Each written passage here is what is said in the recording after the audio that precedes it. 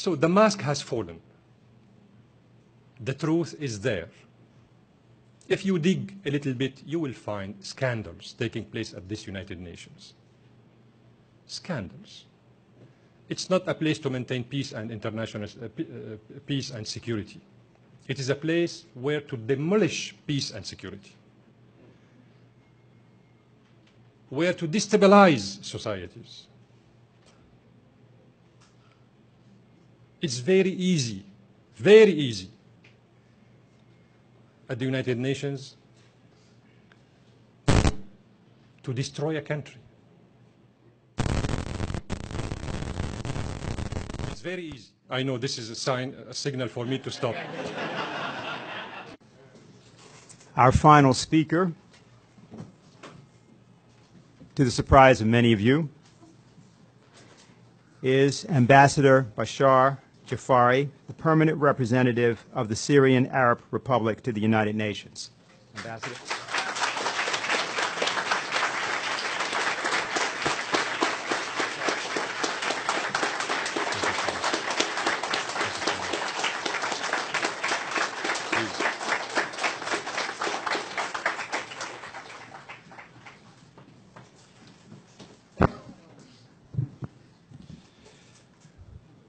Well, ladies and gentlemen, thank you so much for coming on this Saturday, hot Saturday, humid Saturday.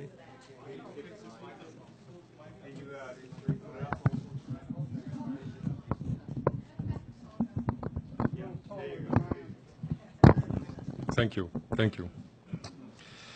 So thank you so much for coming this very hot and humid Saturday to listen to us. I know that sometimes politics are boring, would bore the listeners. However, the issue is very important. It's not only about Syria, but it is about all of us. It's about USA, it's about Syria, Iraq, the Middle East, the whole world. And we will try to elaborate a little bit by adding to what my distinguished colleague, the Honorable Senator Richard Black, has just pointed out, and to what Mr. Ramsey Clark, also my distinguished friend, said before my arrival. Well, history has shown to us that lies are not and could not be eternal. We know for sure nowadays that many tragic episodes in history were based on lies, meaning they were baseless and without any foundation.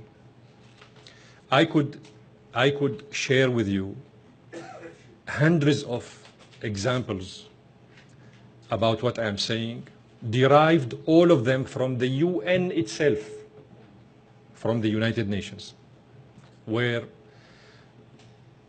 I represent my country.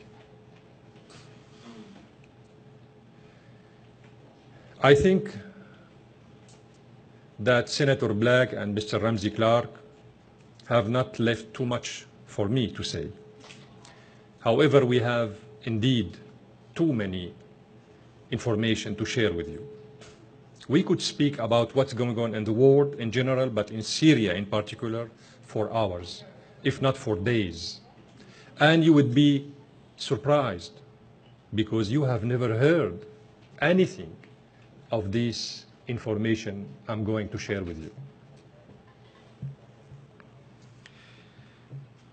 It is a great honor for me to have the opportunity to address this August audience from this podium in St. Bartholomew's Church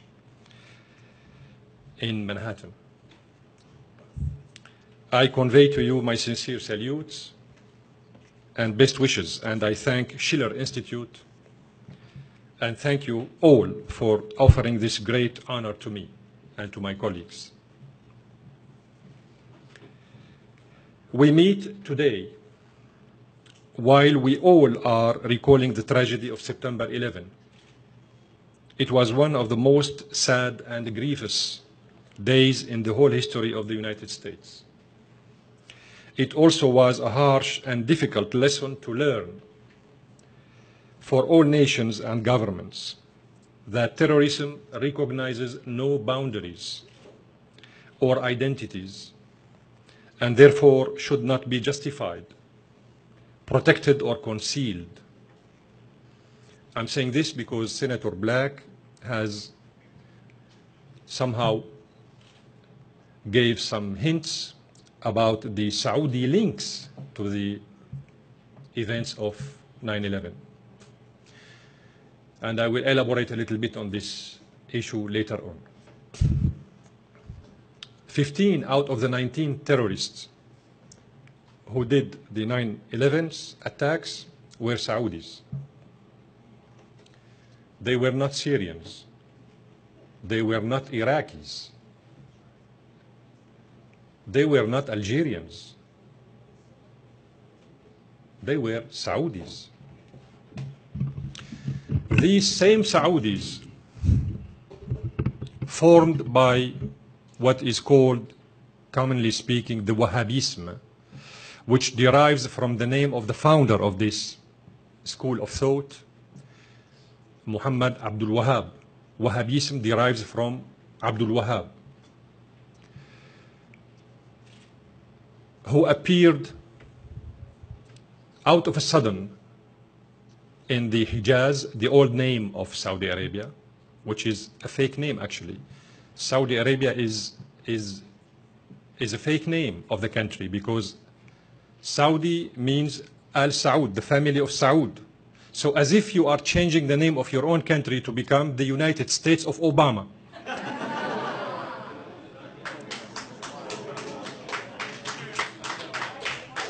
So they stole, this family stole the name of the country and transformed this country to fit to their radical agenda. That happened in the late 18th century. The funny part of the story is that this school of thought was facilitated, created, and endorsed by the British intelligence at that time. So the British intelligence facilitated the creation of this radical movement in Islam on purpose, of course. You know the British, how they act. Nothing is for free. Immediately in 1815, this crazy guy moved towards Damascus and Karbala in Iraq. In Karbala, he attacked the shrines of the Shia Muslims. And in Damascus, he tried to invade the city, but the Syrians stopped him and defeated him on the doors at the walls of Damascus. Then he retreated and came back to where he came from. I'm giving you this background to show to you that this crazy movement is not a newcomer. It has been there for centuries. Couple of times protected by the British, then by the Americans. It is not because they like them, but it is because their craziness fits to their agenda.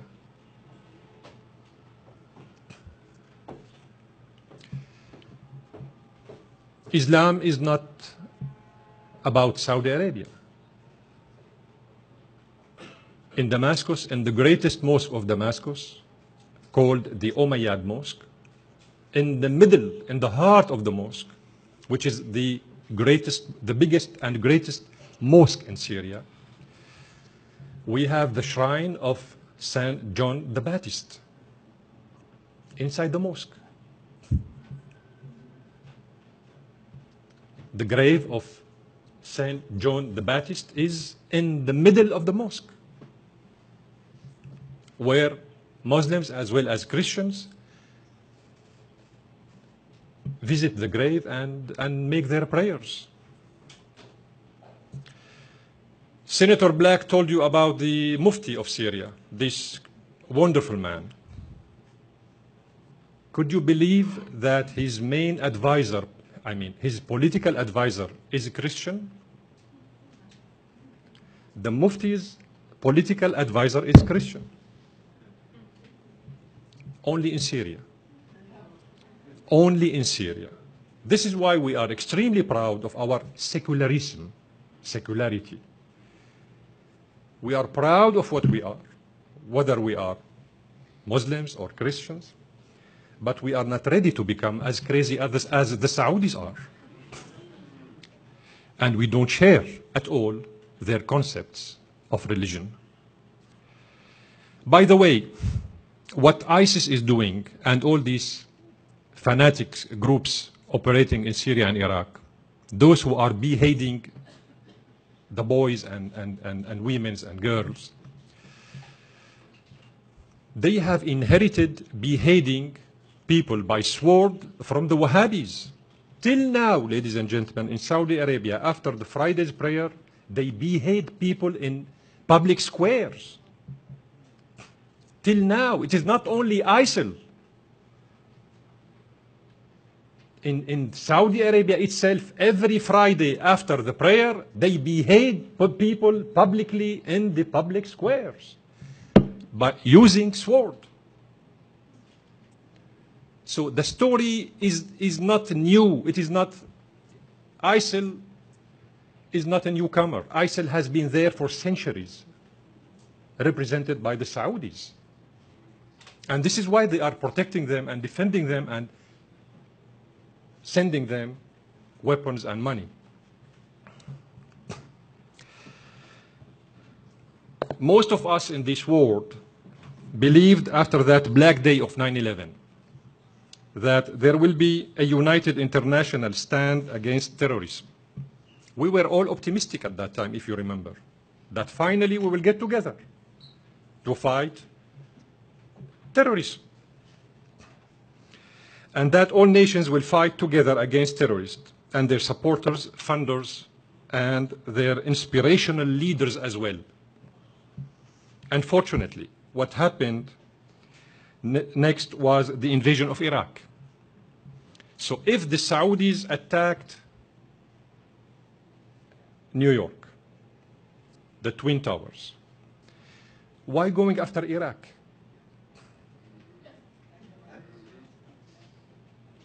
If the main reason was to revenge, right, against what happened in 9/11.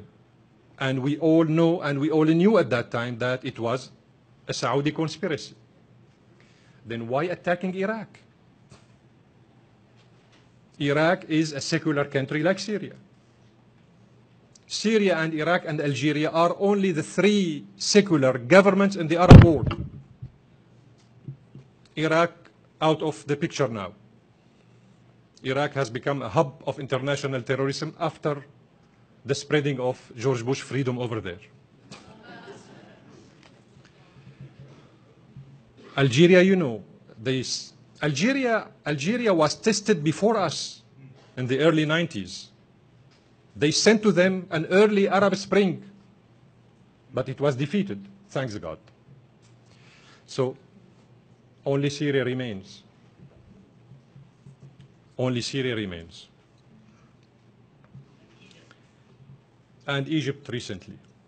And Egypt recently, thanks God, after the eviction of Morsi, who belongs to the same family of the radical movement of Islam. It's not about Islam. It is about radical movements, pretending, claiming, alleging that they are representing Islam, but they are not.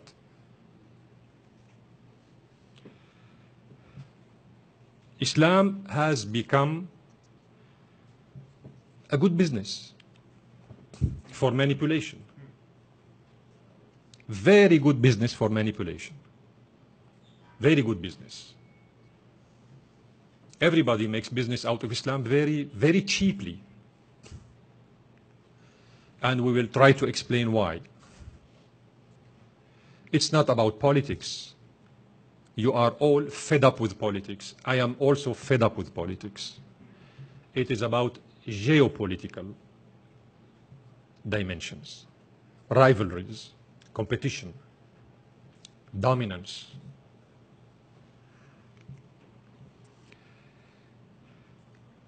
Then we said, unfortunately, what happened next was the invasion of Iraq under the very same pretext of fighting terrorism.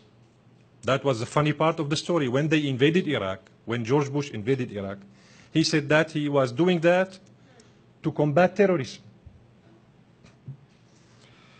and getting rid of the wrongly alleged weapons of mass destruction. Again, another lie. You know it. You know it, I mean. And let me tell you this story. I'm an eyewitness. I work at the UN, and I know what I'm talking about because I was there. A story that none of you have heard in the mainstream media, as Senator Black said. After the invasion of Iraq, the United Nations, under the pressure of Tony Blair and George Bush at that time, sent what we call an investigation commission called UNSCOM, headed by a Swedish guy, scientist, to find out the weapons of mass destruction in Iraq. The purpose was to show to the so-called international community that the invasion of Iraq was based on facts. There are weapons of mass destruction in Iraq, and we've got to find them out and show them to the international community. So they formed this commission of investigation and send it to Iraq. Of course, when I say commission, it's about hundreds of people, all paid off by the Iraqi government, the Iraqi assets, freezed by United Nations.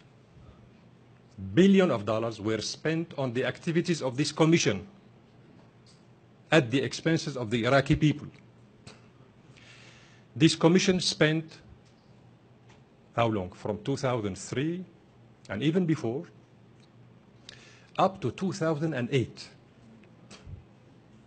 2008, it was about to say, to close the file, because the lie has become too big to swallow.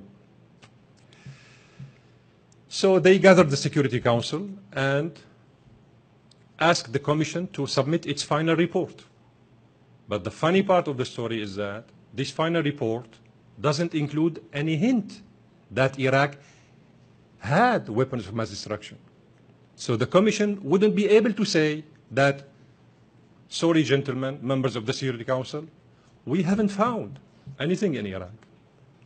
That would run against the mainstream propaganda spread by George Bush and Tony Blair at that time. So everybody was cornered in the Security Council. They need to shut down the file because it has become costly and Iraq has become another Iraq, and it is time to put an end to all this story. What to do? They gathered a meeting of the Security Council at midnight. Midnight. There were nobody except the 15 members of the Security Council. In few minutes, the President hammered the meeting and said, we endorsed the report of the Commission without saying anything, whether they found something or they didn't find something. The issue is dead. Now, what to do with the archives of the Commission? The archives, a big scandal. The Council decided, ladies and gentlemen, listen to me carefully. The Council decided to put the whole archives in iron cages. resisting fire with locks, digital locks, that only the Secretary General know the code. Number one. Number two, these locked cages will not be reopened before 60 years from now. I'm sure you haven't heard about this story. Nobody would tell you this story. This is what happened. This is how they killed the investigation about why Iraq was invaded. And now, none of us in this room would be able to wait 60 years to disclose that a big lie took place at that time. It will be too late to bring the responsible accountable to justice. There will be no George Bush, there will be no Tony Blair. There will be 3 million Iraqis killed, 1 million Iraqi widows, millions of Iraqis without father, millions of Iraqis refugees in the world, and the whole Iraq is destroyed. Plus hundreds of billions of dollars, which are the Iraqi assets overseas, have gone, evaporated, like the $800 million of Libya. Nobody knows where this money is. $800 billion. This is Libya alone.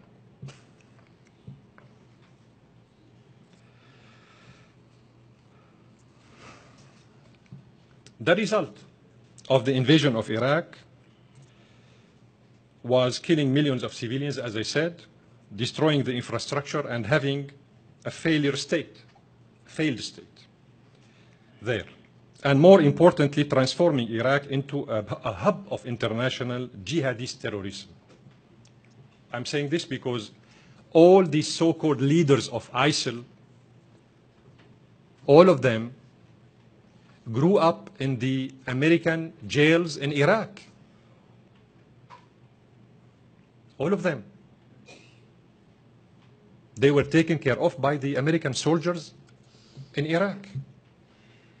So they knew them, how dangerous they are. And they didn't deal with them accordingly.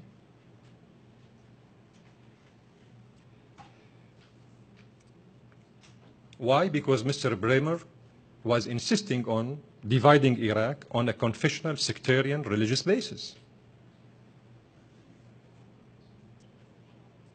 The Iraqis lived side by side for thousands of years until Mr. Bremer came and found out that this shouldn't continue like this. We've got to divide the country.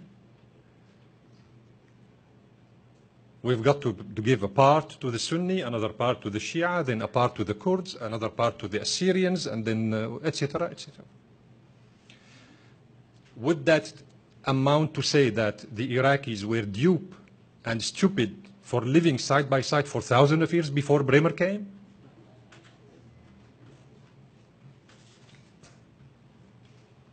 Today, and after 6 years, my country, Syria, is still suffering of the fiercest terrorist war in the modern history of the humanity.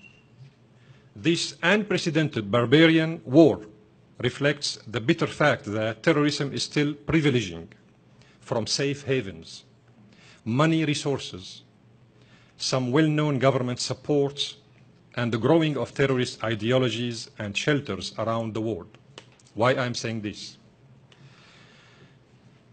Because it wouldn't be that easy for a terrorist to leave Sydney in Australia, to take the flight, to change the flight 3 times, get 5 visas, Thailand visa, Indonesian visa, Cambodian visa, whatever, and then find himself out of a sudden in Istanbul, at the Istanbul airport in Turkey. Then a group of people would come to welcome him upon his arrival, and escort him to the Turkish border with Syria. And then somebody would give him money and weapons and facilitate his entry into Syria. This is not a tourist. This is not a tourist. This is a terrorist known in advance by the Australian intelligence services before he left.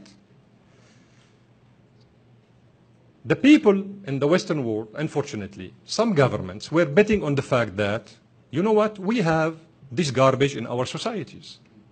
Let us export them to Syria. Let us get rid of this garbage by sending them to Syria and Iraq, where they will kill Syrians, and probably they might be killed by the Syrians also. But finally, we will get rid of them because they are a burden in our societies. The problem started when these terrorists killed Syrians and Iraqis, but some of them changed their mind and wanted to get back to Australia, to Belgium, Paris, London, Germany, USA, Canada. And that was a big problem because the scenario was totally different. These garbage shouldn't get back, initially speaking, but started to get back. And the Western democracy wouldn't be able to prevent them from doing so. So what was the solution? The solution is the British Prime Minister, the Australian Prime Minister, the Belgian Prime Minister, the French President, decided to withdraw citizenship from these terrorists if they dare getting back. What would that mean? That means, you know, guys, continue killing the Syrians until they are killed. But don't ever think about getting back. And this is what's going on now in Syria. These garbage cannot go back to where they came from because they lost their rights to citizenship. Figure out that these prime ministers I have enumerated did not say that if these terrorists will get back, we will take them to court. They didn't say that. We will hold them responsible. They didn't say that. We will hold them accountable. They didn't say that. So they didn't say that these people are terrorists.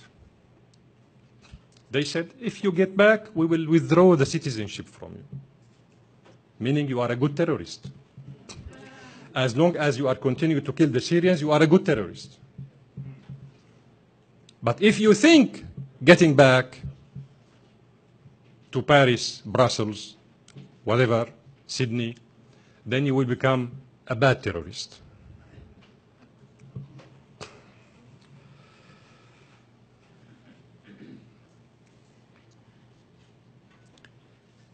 Yesterday, while I was reading your invitation to this great event, many noble ideas stopped me, especially those about a better future to our nations, away from wars and conflict, particularly the words of Friedrich Schiller, the founder of Schiller Institute. And I quote him, "Born for that which is better." End of quote. Unfortunately, again, what is happening until today in my country, Syria, goes totally against these great human principles. Syrian people suffer until this moment from terrorism which is supported from regimes of well-known countries like Qatar, Turkey, France, and Saudi Arabia, Wahhabi family. Needless to remind you here of the basic role of Saudi family in supporting and funding terrorists who committed the brutal crime of 9/11, as I said at the beginning, without forgetting the dangerous role of their prehistory religious clerics who still inspire terrorists by ideas of jihad and hatred of other religions and ethnics all around the world. Another story. I'm a storyteller. I apologize. I was ambassador of my country to Indonesia, the biggest Islamic country in the world, 235 million Muslims in one country. But this country is composed out of 17,000 islands. This is why we call it the Malay archipelago. It's not an island, it's an archipelago. It's a huge amount of islands. The story is the following. And I told Senator Black this story in one of our meetings, actually. Upon my arrival to Jakarta, I was surprised that every Friday after the prayer, thousands of girls and women, young girls and young women, gathered in front of the Saudi embassy in Jakarta.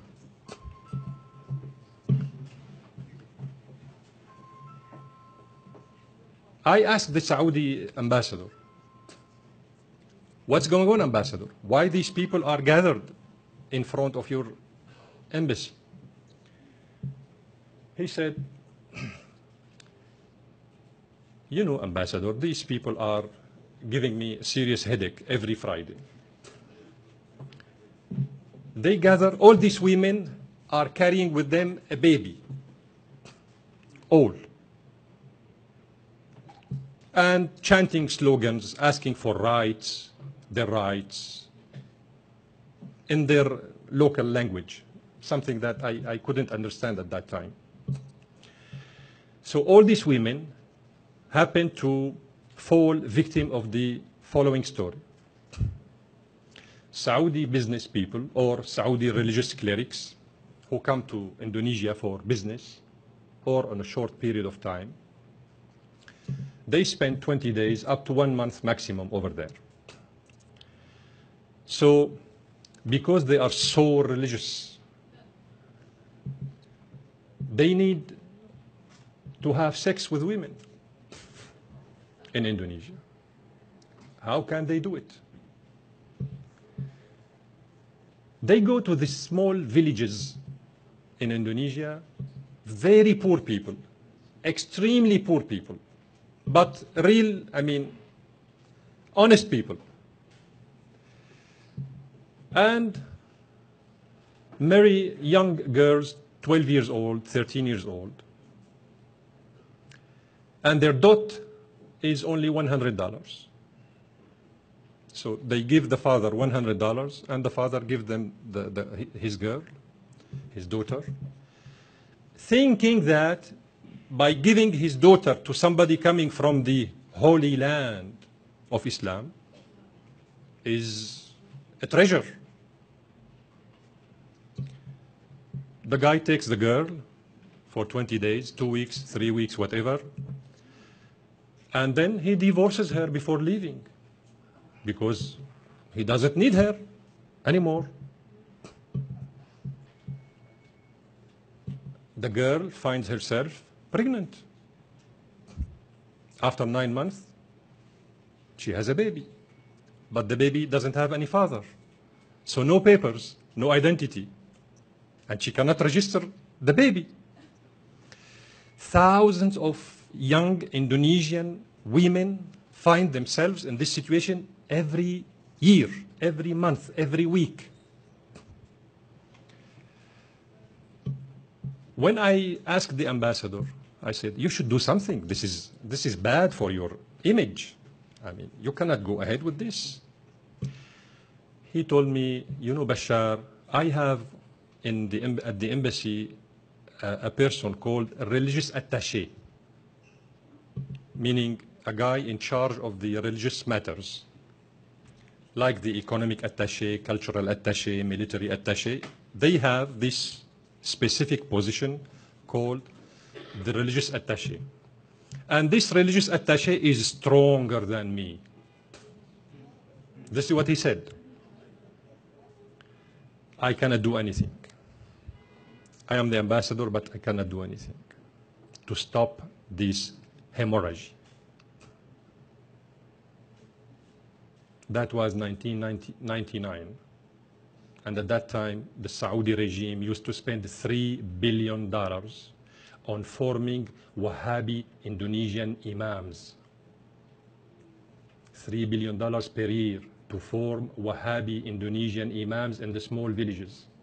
This is why, unfortunately, nowadays in Southeast Asia we have the same ISIL we have in the Middle East. They have it over there. They did the Bali explosion, if you remember, and the series of explosions of the five-star hotels in Jakarta. This is what the Saudis are. I am Muslim myself. I am proud to be Muslim, but I have nothing to do with this garbage. Nothing to do.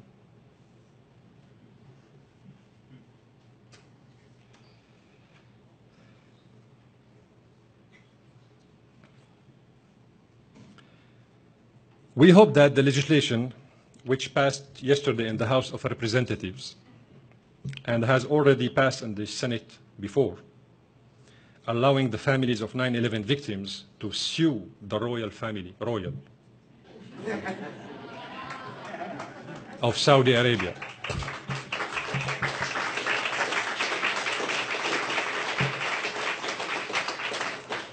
Of Saudi Arabia in the US courts. You know this royal family, what they are doing in the hotels in California and New York.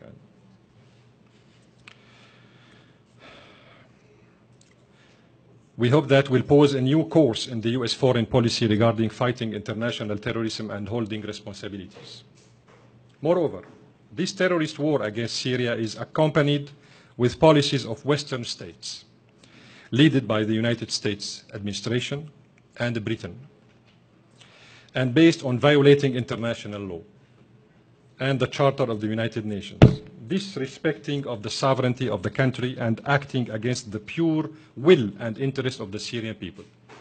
Senator Black elaborated enough on this issue, but I would like to add the following, that since the beginning of the Syrian crisis in 2011, the Security Council endorsed and adopted 16 resolutions on Syria. Now we have 16 resolutions adopted by the Security Council on Syria. All these resolutions start with the following in preambular paragraph. The Security Council reiterates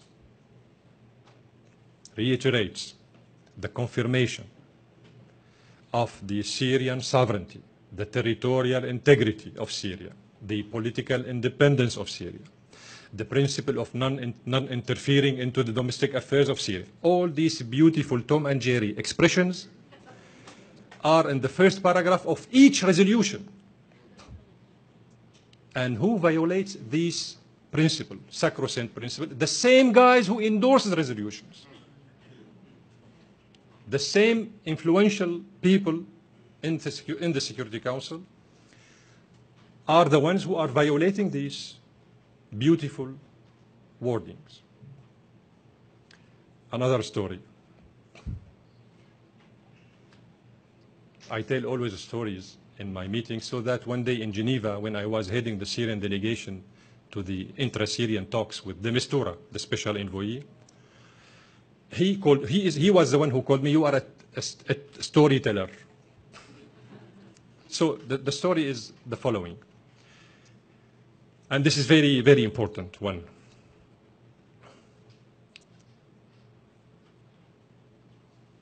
I will tell you this story chronologically so that you understand the message.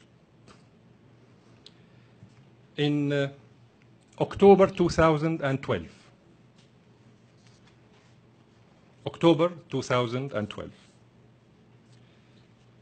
meaning 5 months before any use of chemical gas, toxic gas in Syria, because the first attack by using toxic gas took place in Khan al-Asal, a small town in the suburbs of Aleppo. That was in 2013. 5 months in March 2013. I'm talking about September 2012. Meaning 5 months before the first chemical attack took place in Khan al-Asal in Aleppo. Some, what is called, commonly speaking, Syrian opposition activists,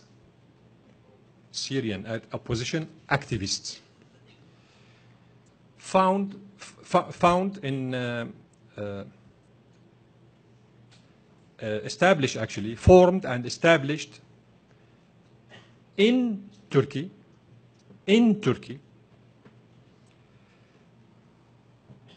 an office they called Office of Documentation or Documenting the Use of Chemical Weapons in Syria. They formed and established this office 5 months before anything related to the issue of the chemical weapons in Syria. And out of a sudden, the OPCW, the Organization of the Prohibition of Chemical Weapons, which is based in The Hague in the Netherlands, gave this non-governmental center a consultative status to the OPCW, meaning they endorsed the center, which is non-governmental office, and as a consultative body of the OPCW on chemical issues. We didn't understand why they did that, because we didn't expect, that something might happen 5 months after. 5 months after, they attacked Khan al-Asal in Aleppo by using chemical gas, and they killed 18 Syrian soldiers. Of course, CNN wouldn't speak about it. But 18 Syrian soldiers got suffocated by virtue of this attack.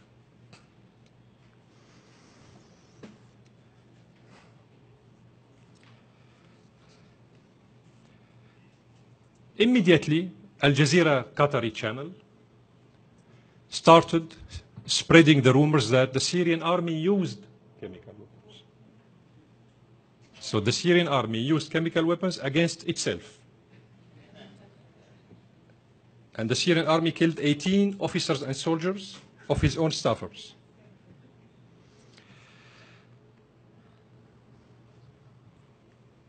Simultaneously, a series of attacks, similar attacks, took place in Syria. I have the names. You are not familiar with the names, so I will not get into these details. Carla Del Ponte, the Italian lady, who was member of the Independent Investigation Committee of the United Nations on Syria. Carla Del Ponte said that the armed groups of the opposition were the ones who used the chemical weapons in the attack against the town of Khan al-Asal in Aleppo. An Italian lady said that. She was immediately fired.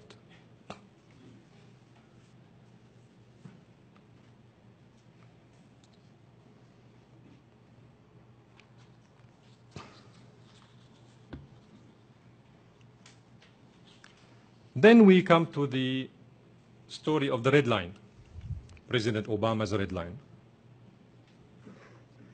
Because, again, after this attack at Khan al-Asal in Aleppo, I got instructions the same day the attack against Khan al-Asal took place. The same day, 8 hours after the incident took place, I went myself to the office of the Secretary General Ban Ki-moon, United Nations Secretary General. I asked him to help the Syrian government in A, verification of whether chemical weapons were used or not in Khan al-Asal. B, identifying the perpetrators. This is what I asked myself Ban Ki-moon, at that day, 21 of August 2013. The guy was very nice, as you know.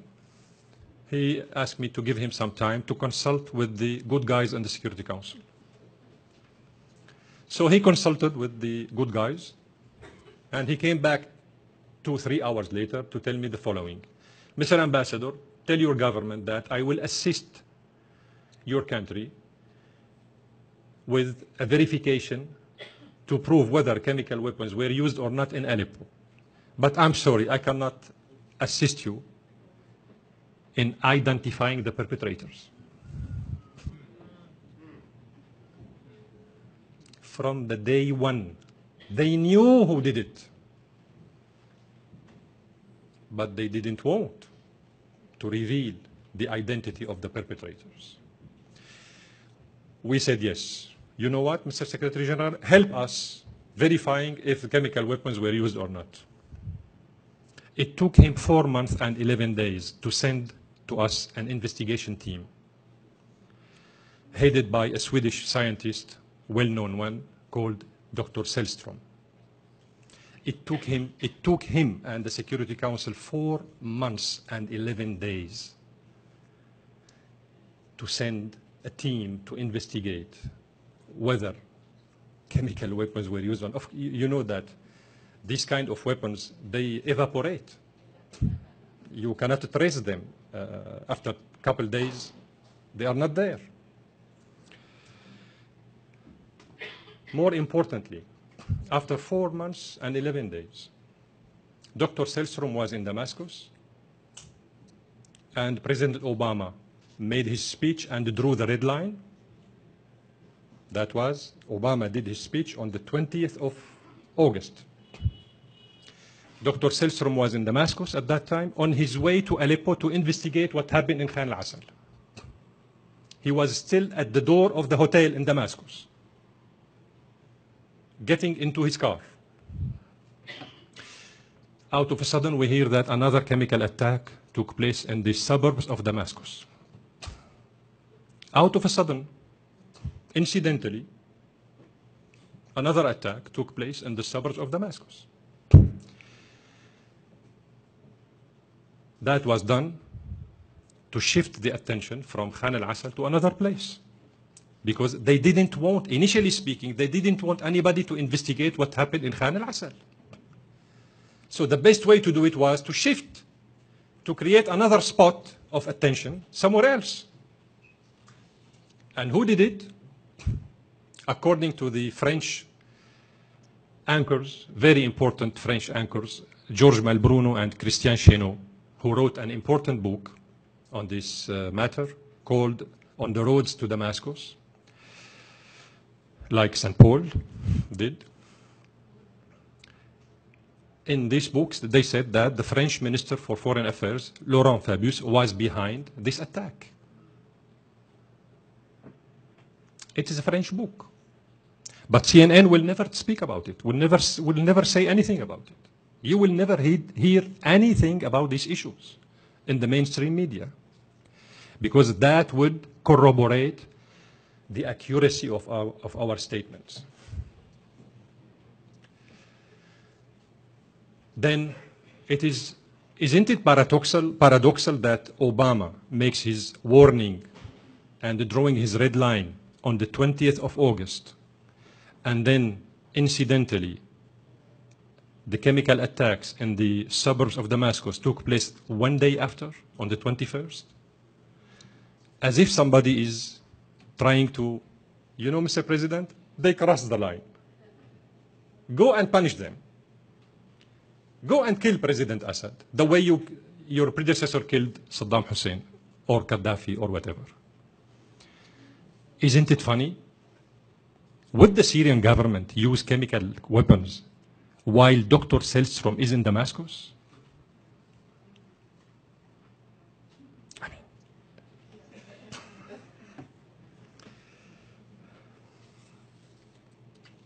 I know that I'm sorry, maybe I have spoken too long.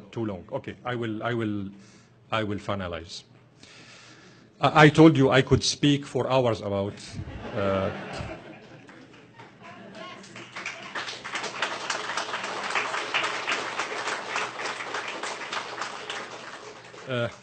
I'm really grateful to all of you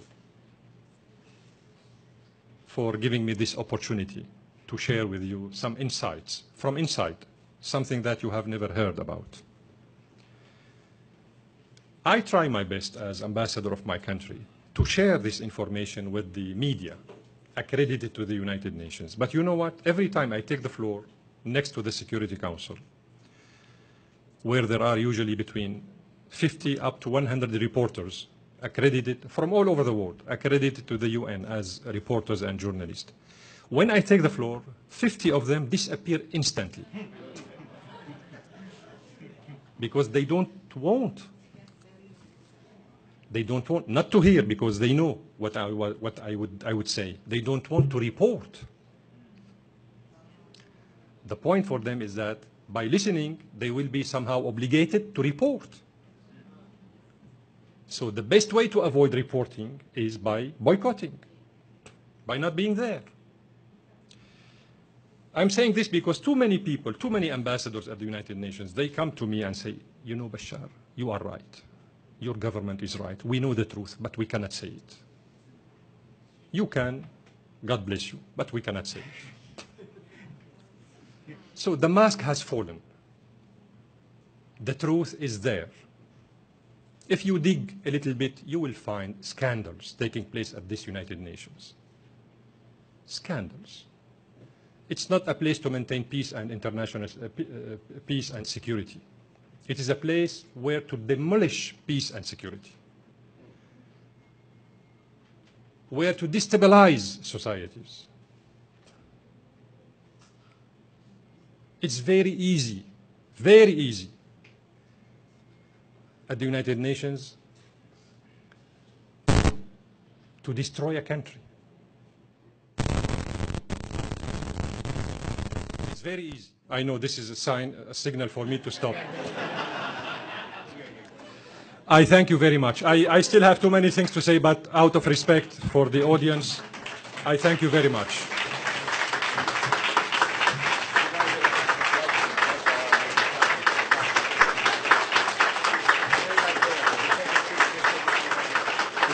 One word, if you allow me to thank the LaRouche Foundation also. My old friends in New York, they are doing great, actually. Then the Schiller Institute, of course, and this beautiful audience. I'm grateful to you. Sorry for being too long. God bless you. No,